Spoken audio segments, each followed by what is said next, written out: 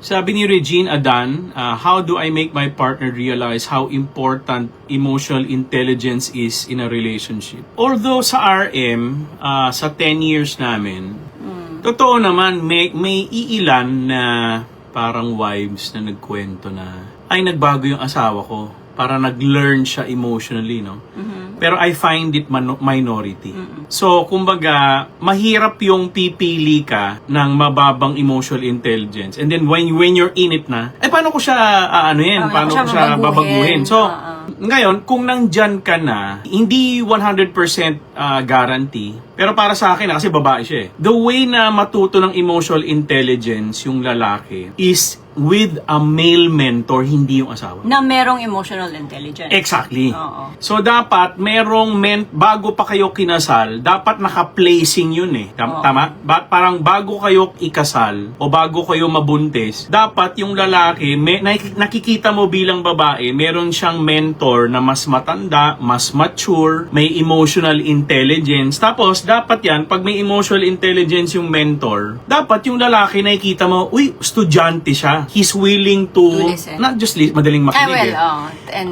Madaling makinig. Ang dapat nakikita mo, teachable siya. Tinuturuan siya nung mas matanda na lalaki. Na siya mismo parang, uy, kung ako yan, maninigaw na kami kasi family ko, sigaw ng sigaw. Ngayon, pag yung mentor niya, parang hindi ganyan, Chard. Pwedeng, hindi dapat yan agad walk out ka. Parang ngayon, yung isang staff natin, di ba? Parang, dati sir, parang paggalit ako, walk out agad eh. Minumura ko yung mga anak ko, di ba? Ngayon, nagbago siya eh. Kasi nga, ginagabayan namin. So, awa ng Diyos, nakinig naman. So, ngayon, nung nakinig yung babae, yung nanay, may anak siya, dalawa. Lalaki, parehong lalaki. Di ngayon, nagulat yung lalaki, parang si mama, iba na. So, ngayon, tuwan-tuwa siya, di ba? Nag-open up daw yung dalawang anak niya sa kanya.